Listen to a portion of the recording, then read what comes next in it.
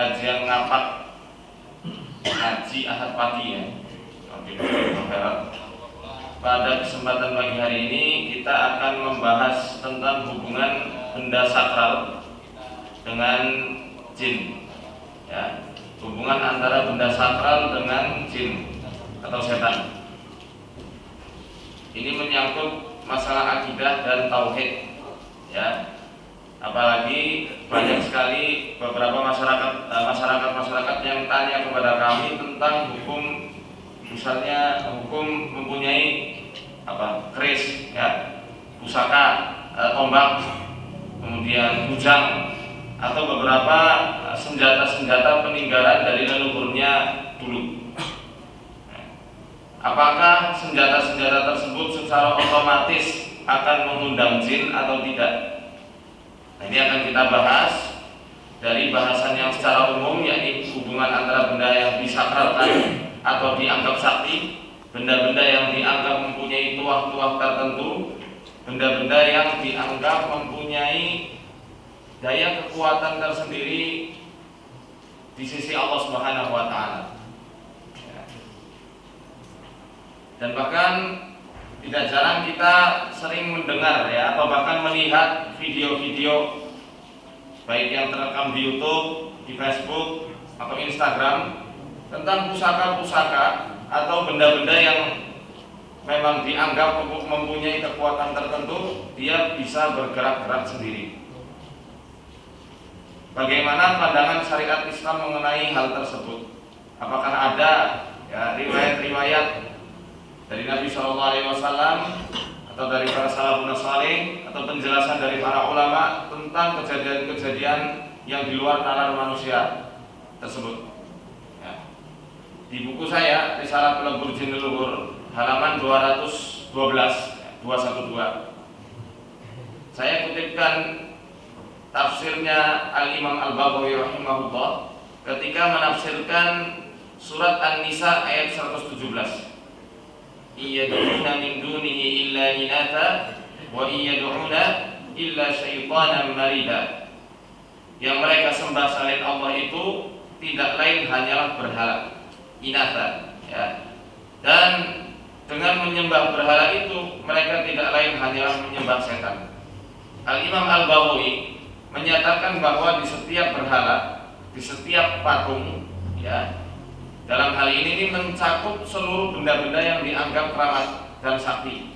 Jadi tidak terbatas pada berhala dan patung saja. Semua benda yang dianggap ada tuahnya, ya, maka setan akan menyertainya. Bukan berarti setan itu masuk ke dalam berhala atau ke dalam benda-benda yang dianggap sakral, tidak. Tapi dia akan menyertai untuk membuat fitnah-fitnah terhadap akidah umat. Ya. Beliau di sini berkata, "Fakana fi kulli wahidatin minhunna syaitanun." Di setiap berhala terdapat setan. Yataro'a lisadadati wal kahana wa yukallimuhum. Yang mereka itu menampakkan diri kepada dukun dan juru kunci serta mengajak berbicara mereka. Saya ulangi, "Fakana fi kulli wahidatin minhunna." Di setiap berhala terdapat setan yang akan muncul dan mengajak berbicara kepada juru kunci dan dukun. Mengajak berbicara ini bisa mengajak berbicara secara langsung, ya, seperti halnya kita berdialog satu sama lain, atau mengajak berbicara serta menampakkan diri di alam mimpi. Maka terkadang, ya, kami sering sekali menemukan kasus-kasus dari marki atau pasien-pasien kami yang ketika dia diamanahi untuk merawat suatu benda ini enggak sebatas patung, berhala, keris atau semacamnya, bisa jadi batu akik, bisa jadi cincin keong buntet, bisa jadi kantong macan, bisa jadi macam-macam, ada banyak sekali. Keris semar mesem, jadi kalau keris semar mesem itu bukan keris, ya, karena bentuknya saja agak mirip kayak keris. Orang-orang kita bilang itu keris, padahal itu bukan keris. Semar mesem ya semar mesem, jimat, ya, bentuknya kayak semar, gunanya buat melet. Kalau pelet pakai ajian itu ada jimatnya juga. katanya susah untuk diuraikan, tapi nggak ada yang susah kalau kita berpegang teguh dengan Quran dan Sunnah. Ini menurut kalangan mereka saja itu susah kemarin. Nah, kita sering menjumpai bahwasanya orang yang diamanahi untuk merawat benda-benda tersebut ketika malam itu didatangi oleh sosok-sosok misterius yang mengabarkan perkara-perkara gaib terhadap orang tersebut. Bahkan mengajarkan doa-doa supaya dengan doa itu dia bisa menggapai kepentingan-kepentingan duniawi yang tidak seberapa. Seperti contoh, kayak anakku, cucuku, kalau kamu pengen kebal, tidak bisa dilihat oleh musuhmu, baca doa ini. Akhirnya betul, ketika dia bangun tidur, mengamalkan doa tersebut, jadilah kesaktiannya itu muncul. Atau misal anak cucuku, kalau kamu pengen rezekinya lancar, baca doa atau kajian ini, saya kasih melalui mimpi atau bisa langsung bercakap-cakap dengan si pemilik benda-benda itu. Ternyata betul, ketika dia membaca ajian-ajian itu, seakan-akan tokonya itu laris seperti ada magnetnya. Semua orang ya yang nggak kepengen misalnya ke toko besi, semua tiba-tiba pengen ke toko besi. Ngapain aja di situ?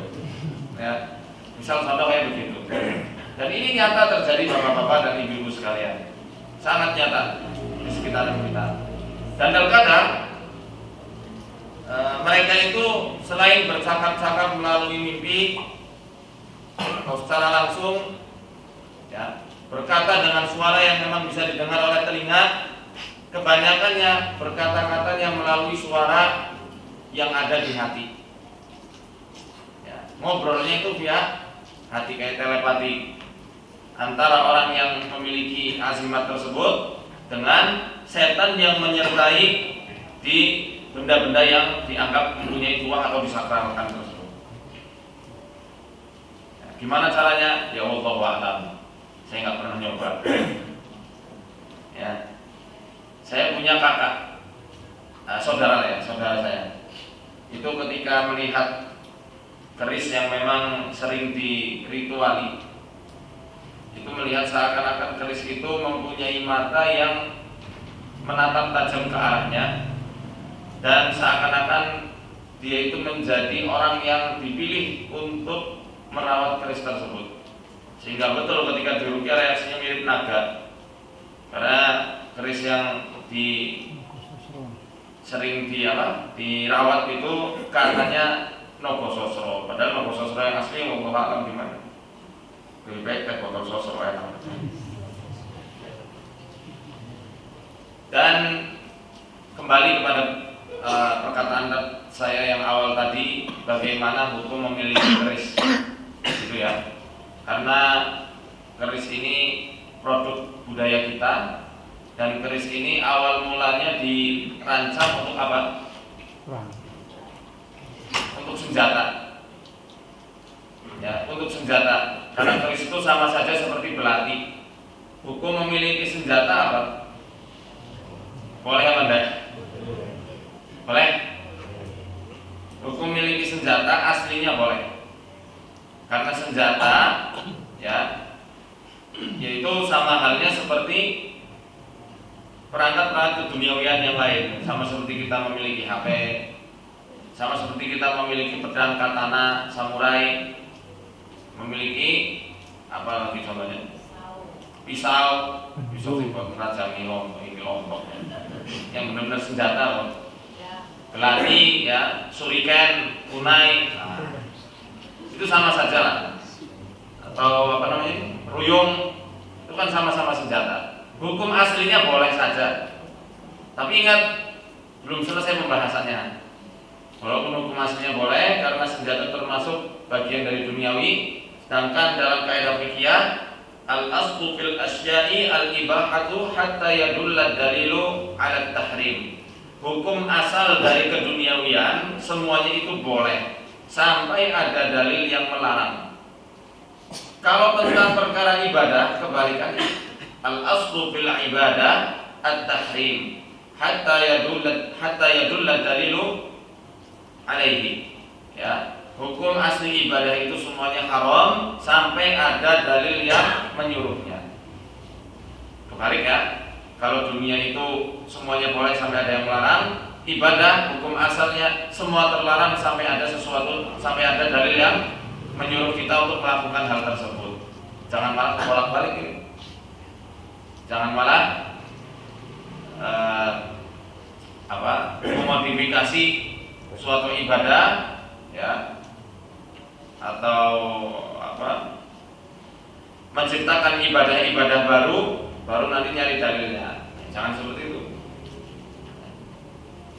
Nah, keris karena awal mulanya itu adalah boleh karena dia adalah senjata, tapi harus ada syarat-syarat ketat untuk agar kita selamat dalam memiliki keris tersebut. Di antaranya, ya, kita tidak boleh menjadikan keris itu sesuatu yang amat sangat diistimewakan. Dalam hal ini kita perlakukan keris sebagaimana benda pada umumnya. Kita perlakukan tombak atau pusaka-pusaka yang lainnya, termasuk samurai, ya, kalau punya pedang, atau mungkin mandau, atau mungkin parang, golok. Kita perlakukan benda-benda tersebut seperti halnya senjata-senjata pada umumnya.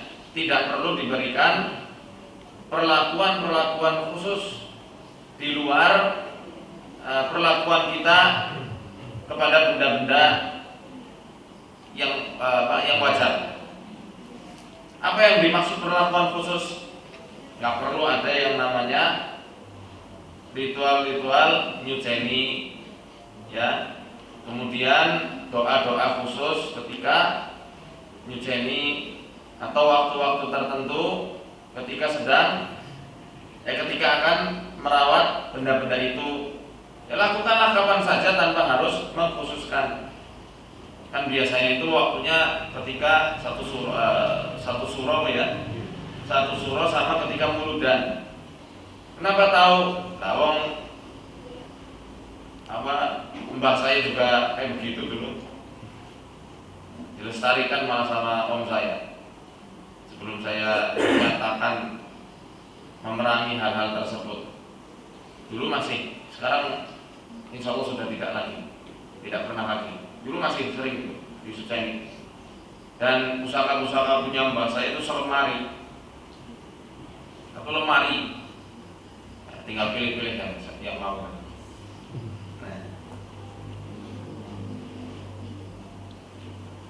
Nah, itu biasanya dilakukan ketika surah dan ketika muludan.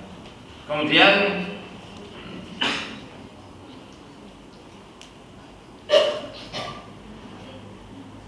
mentirakati, ya, ketika pembuatan dan penggunaan keris, misal dengan berbagai lelaku, semisal dengan puasa mebelang 3 hari tanpa buka, bersemedi, membaca rapalan atau doa tertentu atau yang selainnya, atau dengan menyediakan ruangan khusus untuk menyimpan keris dan memberi sesajen, apalagi memberikan sesajen. Sebenarnya kalau ruangan khusus ini kalau dikhususkan supaya tidak dimainkan anak-anak tidak masalah. Tapi kalau dikhususkan supaya si keris sakti ini bisa tidur dengan nyaman, istirahat dengan nyaman, nah ini tidak boleh. Tapi kalau dikhususkan supaya tidak dimainkan oleh anak-anak tidak masalah, ya. Yang dimaksudkan tempat khusus di sini adalah tempat yang memang disengajakan menjadi tempat yang juga disakralkan, dianggap keramat untuk menyimpan benda-benda yang dianggap sakti tersebut.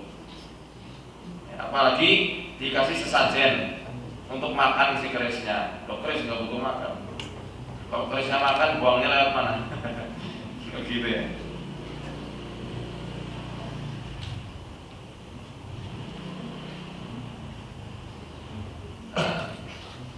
Memberi minyak wangi tertentu untuk dioleskan pada keris dengan niat agar kuat dan kesaktiannya bertambah.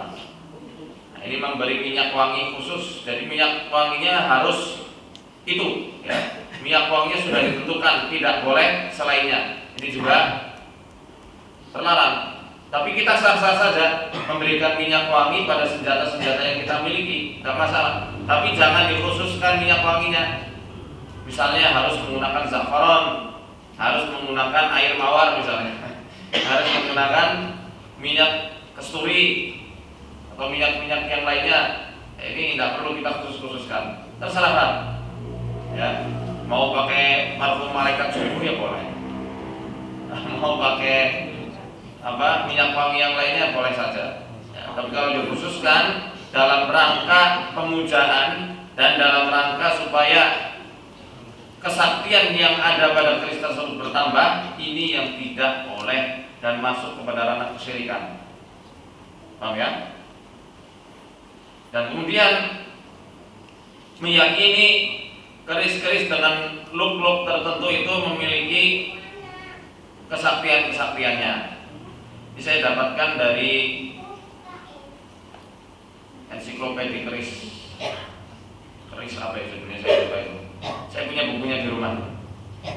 Dan beberapa saya ambil dari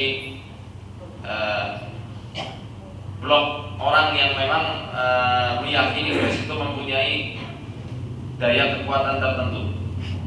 Keris itu kan punya look ya, bukan. Jadi orang-orang tersebut ya, yang gulu, yang berlebihan mengatakan bahwasanya keris yang mempunyai look satu itu diyakini dapat membantu pemiliknya mempercepat tercapainya keinginan dan cita-cita. Misalnya keinginan dalam hal kekuasaan, kepangkatan dan derajat.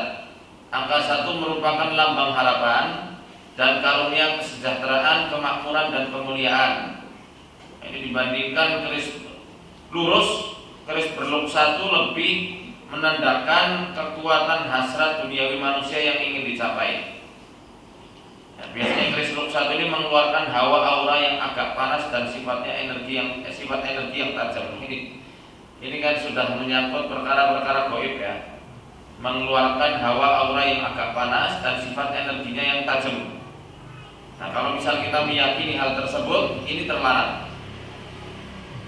Kalau kita ngambil keris tersebut dari orang yang dulunya pernah merituali, kemudian meyakini secara mutlak bahwasanya keris itu mempunyai energi khusus, maka ketika kita mengatakan kita tidak pernah mempercayai bahwasanya keris itu mempunyai energi, oke, mungkin insya Allah kita selamat dari kesyirikan tersebut. Tapi ingat, ya, pembahasan masalah kesyirikan dengan gangguan jin ini berbeda. Ya, kesyirikan ada bahasanya tersendiri, ya, dan gangguan jin juga ada bahasanya sendiri. Khodam yang ada pada keris tersebut akan terus menyertai. Kalau berpindah tangan, kemudian yang megang itu tidak ngopeni lagi, maka dia akan menciptakan kegaduhan-kegaduhan yang ada di sekitaran ruangan atau di sekitaran rumah yang memang disimpan keris tersebut, atau benda-benda yang lain yang nggak hanya keris ya, bisa tombak, bisa pedang atau yang lain.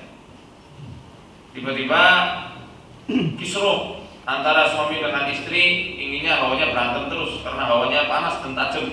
Karena buat kewibawaan sih, buat kekuasaan, maka hawanya tajam, panas. Satu sama lain nggak ada yang bisa kalah. Cekcok anak, saudara kandung dan saudara kandung yang lain saling bertengkar. Kalau sudah seperti ini, ya lebih baik dimuseumkan atau dihancurkan. Ya.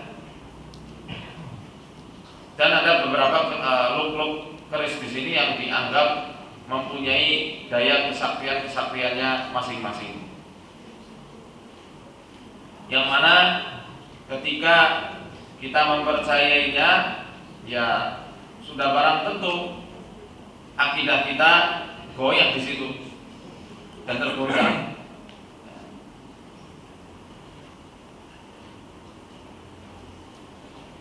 Bahkan dalam untuk pembenaran orang-orang yang memiliki keris, pembenaran orang-orang yang menyatakan bahwasanya keris atau pusaka-pusaka itu mempunyai kesaktian-kesaktiannya, mereka itu mengatakan, kita percaya bahwasanya Allah Subhanahu wa taala menganugerahkan kekuatan-kekuatan pada benda-benda tertentu. Contohnya, mereka memberi contoh seperti halnya daun bidara yang biasa dilakukan untuk mengobati orang kena gangguan jin dan sihir. Mereka juga mengkiaskannya dengan kurma ajwa yang dikatakan Nabi Shallallahu Alaihi Wasallam mempunyai daya tertentu untuk menghalau sihir dan juga racun. Kira-kira pernyataan tersebut selaras atau tidak? Tidak selaras. Kenapa demikian? Karena apa yang disampaikan oleh Rasul itu sudah pasti benarnya, dan dalam wujud ikhtiar manusia apapun itu, ya, untuk mengusahakan apapun itu, baik itu penyembuhan atau mencari rezeki, ya, atau untuk pembelaan diri, itu semuanya tidak terlepas dari dua perkara, dua kaidah yang menjadi patokan dasar manusia itu berikhtiar. Yang pertama, ya, benda yang dibuat untuk ikhtiar itu adalah benda yang bisa dipertanggungjawabkan dengan dalil-dalil yang sahih, baik dari Quran maupun Sunnah. Pertama itu. Yang kedua, kalau misal tidak ada dalilnya, ya, di Quran tidak disebutkan, di hadis Nabi juga tidak disebutkan, maka kaidah yang kedua tidak boleh lepas dari sisi-sisi ilmiah, bisa dipertanggungjawabkan secara ilmiah.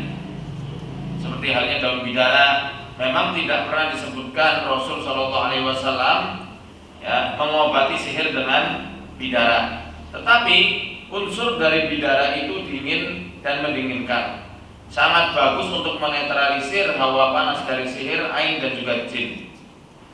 Kandungan-kandungannya banyak dan insya Allah manfaatnya untuk kesehatan juga bisa dipertanggungjawabkan dari sisi ilmiah. Misalnya juga ada yang komen, ya, kamu kalau meruqyah juga pakai ikan lele untuk mengobati sihir. Bukankah itu juga mengkhususkan dan menganggap ikan lele itu punya kekuatan tertentu? Kita tidak menganggap lele punya kekuatan kecuali kekuatan makan apa yang keluar dari kita. Di gelombang itu kan, belum dimakan sama lele jumbo itu. Itu kemampuan-kemampuan yang memang Allah berikan, dan itu memang makanannya. Tapi ikan lele, walaupun tidak ada dalilnya dari Quran dan Sunnah, tetapi ikan lele itu bisa dipertanggungjawabkan secara ilmiah untuk mengobati sihir yang menggunakan metode madfun atau buhul-buhul yang dipendam atau dikuburkan. Karena buhul atau media sihir yang dipendam atau dikuburkan, ya, biasanya khodam-khodam utusan tukang santet ini akan merasuk dan menguasai antara otak dan juga jantung si korban. Sedangkan ikan lele banyak sekali mengandung omega 3 dan omega 6 yang sangat baik untuk kesehatan jantung dan otak. Murah meriah pokoknya. Dan itu, ya, kami ambil juga bukan dengan penelitian kami sendiri. Kami rujuk kepada penjelasan dari guru kami, Syekh Dr. Sa'ad Said Ahmad Abdul dalam kitabnya. Kira-kira nih, kalau keris itu dibuat perantaraan untuk penyembuhan, masuk tidak pada dua kaidah yang tadi kita sebutkan? Apa ada dalilnya di Quran dan Sunnah? Kita mengobati dengan keris atau dengan tosan haji, dengan tombak atau selainnya? Tidak ada. Ini bukan, ini dalam hal penyembuhan. Dalam hal penjagaan mungkin oke lah ya, karena itu senjata, ya. Tapi harus digunakan untuk bela diri beneran, bukan hanya dengan menyimpan. Tiba-tiba orang yang mau menyerang mental begitu saja. Nah ini kan tidak masuk akal. Mentalnya itu siapa yang mentalkan? Secara otomatis khodam yang menyertai dia. Pendekar sekuat apapun sampai Kenshin Himura itu harus menghunuskan pedangnya, walaupun pedangnya matanya kebalik, ya. Dan itu dia harus betul-betul mengayuhkan dan memainkan pedangnya untuk membela dirinya sendiri dan menyerang musuh.